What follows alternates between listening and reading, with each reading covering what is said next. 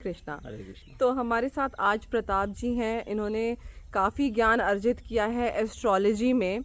तो इतने दिन तक अध्ययन करने के बाद आपको क्या लगता है कि बहुत सारे लोगों का ये प्रश्न रहता है कि हम एस्ट्रोलॉजी में ये करा लें, वो करा लें, ये ग्रह दशा चल रही है और बहुत ज़्यादा क्योस है संसार में लोगों के बीच में, लेकिन कोई कुछ ठीक से कर नहीं पा रहा है। तो आपका क्या रहेगा मत इसके ऊपर कि फाइनली लोगों को लिए एक क्या लाइन है, वो क्या करें कि उनको कुछ शांति मिले, इससे मन की शांति चाहे मिले?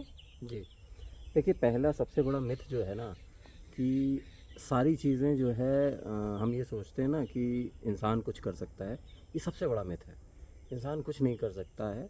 जैसे कि मैं बार बार कहता हूँ कि एक पत्ता भी हिलता है तो वो ईश्वर की मर्ज़ी से हिलता है। हम लोग क्या गलती करते हैं, ये जो ज्योतिष, जो ये शास्त्र है, जो ये ज्ञान है, ये ईश्वर ने हमें इसलिए दिया था कि हम इसका उपयोग करके ईश्वर में विलीन हो सकें। अल्टीमेट गोल जो हमारा है वो परमात्मा में विलीन होना है। ठीक है, achievement to the godhood, reaching to the god, मतलब हमारा जो परम पिता है उसमें विलीन होना हमारा उद्देश्य है। क्योंकि हम ये भूल जाते हैं। हम ज्योतिष को इसलिए ही करते हैं कि पैसा कितना आएगा, ये क्या कर लें। कुछ नहीं आएगा, कुछ नहीं होगा। आप कितनी कोशिश कर लीजिए, जितना रुपया, पैसा, मकान जो भी आना है वो उतना ही आएगा। आप उसका सुख ही नहीं भोग पाओगे अगर आ भी गया मान लीजिए। मतलब I have seen so many big people, those who are not able to fulfil, they have fulfilled their desire but they are not able to enjoy it. तो इसका कोई फ़ायदा है ही नहीं। आप देखते रहिए, आपके पास 65,000 करोड़ हैं, 70,000 करोड़ हैं, लेकिन आप उसमें सिर्फ कितना यूज़ करते हैं? 1,000 रुपये, 2,000 रुपये डेली का। तो अभी एक बहुत बड़े अभिनेता थे, उन्होंने एक स्टेटमेंट दिया था, मेरा खर्चा 2,000 रुपये का है। तो अगर मैं दिन का भी 2,000 मान लूँ तो भी महीने का 30,000 हुआ। मतलब उनका पर्सनली उनके तो ऊपर पर्सनल जो एक्सपेंस है वो कोई बहुत बड़ा एक्सपेंस नहीं है। का एंड कपड़े का। तो मैं सभी से यही कहूँगा कि देखिए, जितना अपने आप को सिंपल रखिए उतना अच्छा रहेगा। और ग्रहों की दशा और दिशा दोनों को रीड करना, उनको समझना एक बहुत बड़ा ज्ञान है। कोई ज्ञानी आदमी अगर आपसे कहता है कि ये चीज़ें करने से आपको बेनिफिट मिलेगा, बिल्कुल बेनिफिट मिलेगा। उसमें आपको बेनिफिट ये मिलेगा कि आपको मन की शांति मिलेगी। और सबसे परम मन की शांति है, देखिए जब आदमी के हाथ में कुछ है ही नहीं तो उसको एक ही काम करना चाहिए कि आप अल्टीमेटली जितने भी ये ग्रह, ब्रह्मांड, ये सब है वो समाहित है ईश्वर के अंदर। We all are under his और द एक्सट्रीम पावर सुपरविजन। तो जब उनके अंदर हम समाहित हैं तो हमें उन्हीं की आराधना करनी चाहिए। वी शुड, कोई भी काम करिए उसको सोच के करिए, तो अपने आप आपके काम सही गलत होंगे, नहीं होंगे। क्योंकि देखिए, जो आपको जन्म मिला है वो पुराने प्रारब्धों के उस पर मिला है। आप अपना प्रारब्ध नहीं बदल सकते हैं। आपको अपना प्रारब्ध बदलने के लिए कठिन तपस्या करनी पड़ेगी।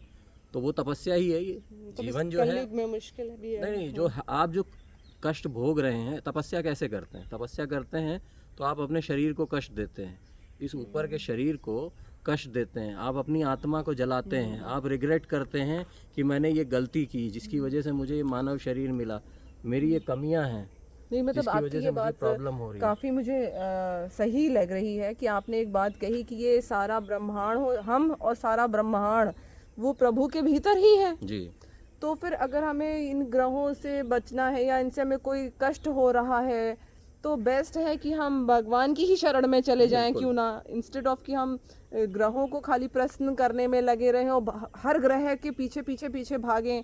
कभी शनिदेव हैं, कभी मार्स है, कभी बृहस्पति जी हैं। इतने सारे ग्रहों को खुश करने से अच्छा है कि अपने एक भगवान ईश्वर को ही हम खुश कर लें, जिनके भीतर ये सब कुछ समाया हुआ है। देखिए, बहुत सही बात सब आराधना तो एक ही परम पिता ईश्वर की करते हैं। सब, चाहे ग्रह हो, अब नाम जप चाहे है नक्षत्र उनका, हो, चाहे गोचर हो, चाहे कोई भी हो, सब जपते और भजते तो एक ही कृष्ण को हैं। तो मेरा ये मानना है कि ठीक है, आपको अगर जब वो भी उसी रास्ते पे चल रहे हैं तो आप भी उनको अपना आप उनको देखिए। आप जब एस्ट्रोलॉजी पढ़ते हैं तो उसमें देखते हैं कि कोई ग्रह आपके पिता के रूप में है, कोई ग्रह आपकी माता के रूप में है, कोई ग्रह आपकी भाइयों के रूप में है, बहनों के रूप में है, कोई आपकी बुआ के रूप में है, मौसी के रूप में है। हर ग्रह को एक संज्ञा दी गई है आपके आसपास के रिलेशन के हिसाब से। तो अगर वही हैं और सब उसी दिशा में जा रहे हैं तो आप भी उसी दिशा में चलिए। रादर जब आप सबको भटकने के फॉलो बजाय, करेंगे, हाँ। बिल्कुल। और रही बात, देखिए आपका उद्देश्य क्या है। आपका उद्देश्य है कि रुपया कमाना, पैसा कमाना, वो आपको बिल्कुल मिलेगा। कोई भी आदमी हो, गरीब से गरीब आदमी हो, अगर वो जिसको कहते हैं ना कि मैनिफेस्टेशन, आप मैनिफेस्ट तो करेंगे, मैनिफेस्ट करने के बाद आपको मिलेगा भी। हो सकता है आप लास्ट मोमेंट पे जब आपको वो मिले तो आप कहोगे यार इसकी ज़रूरत क्या थी, क्योंकि मैं तो आई एम तो on the bed ridden, I am on death bed, तो उसकी कोई ज़रूरत ही आपको महसूस नहीं होगी। इसलिए मेरा हर व्यक्ति को यही सजेशन रहता है कि ग्रहों का उपाय कराना है, करिए। उसका भी जो उपाय जो मैक्सिमम मैं बताता हूँ, वो यही कहता हूँ कि आप इसकी सेवा करिए, या किसी व्यक्ति की सेवा करिए, या कहीं वो कीजिए, भूखों को खाना खिलाइए। Being it is all about working as a human. आप इंसानियत के लिए काम कीजिए। ऊपर वाला आपको कभी भी किसी भी प्रॉब्लम में नहीं फंसने देगा। आप आते भी हैं, आपके प्रारब्ध भी हैं, तो वो दैट इज़ ऑल। बिना, जैसे मैंने पहली लाइन कही कि बिना आपको उनकी क्या मर्जी लगता है के कि कुछ नहीं होता। नाम जब इसमें कितना कारगर है, जो इवन ग्रहों से हमें कष्ट मिलता है, तो क्या हम कुछ और ना करें, कुछ भी ना कर पाए, हम कोई पूजा पाठ ना करा पाए हम कि हम ग्रह शांति करा रहे हैं, लेकिन हम नाम जप कर लें, तो क्या हम इससे फायदा होगा? देखिए, नाम जप से ही फ़ायदा होगा। उसका कारण क्या है कि यदि कोई इस धरती पर जन्मा व्यक्ति कोई भी है, उसको कोई कष्ट है, तो जाहिर सी बात है उसने पिछले अपने जीवन में कुछ ऐसे प्रारब्ध होंगे उसके, जिसकी वजह से उसको ये कष्ट मिल रहा है। उस कष्टों को ईश्वर कभी भी ना आपके काम में, या प्रकृति, ये सब जो ग्रह हैं, ये सब ईश्वर का ही काम कर रहे हैं, तो उनके कार्य में हस्तक्षेप नहीं करते हैं। अगर आपको कोई कष्ट भोगना है तो वो भोगना है। हाँ, ये है कि वो कम इस कर प्रकार देते की, जब आपकी श्रद्धा और आपकी उसको देखते हैं, आपकी डेडिकेशन को, तो वो कहते हैं कि ठीक है, इसके साथ ये कर देना चाहिए। आप भी होता ना, आपके 5 बच्चे हैं, आप देखते हो कि अच्छा ये बच्चे का मन लग रहा है खेलने में, तो आप उसको जाने देते हो कि खेलने जाने दो। बट अगर वो देखते हो कि आप वो आग की तरफ जाके खेलने की कोशिश कर रहा है, तो आप उसको डांटते हो, या आप उसके बड़े भाई को बोलते हो कि जाओ उसका हाथ पकड़ के लेके आओ। तो ये सिंपल है, बहुत सिंपल है। देखिए, जितना कॉम्प्लिकेटेड रखेंगे उतना आपको समझने में दिक्कत होगी।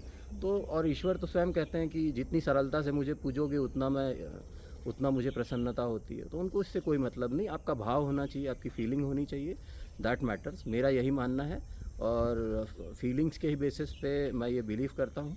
और इसलिए मैं कह रहा हूँ कि देखिए, मेरा कोई बहुत, अगर मैं अपने जीवन को देखूं तो मैंने कोई बहुत बड़ा अचीवमेंट नहीं किया, ना मैं आगे करने का कोई ऐसा ध्येय रखता हूं।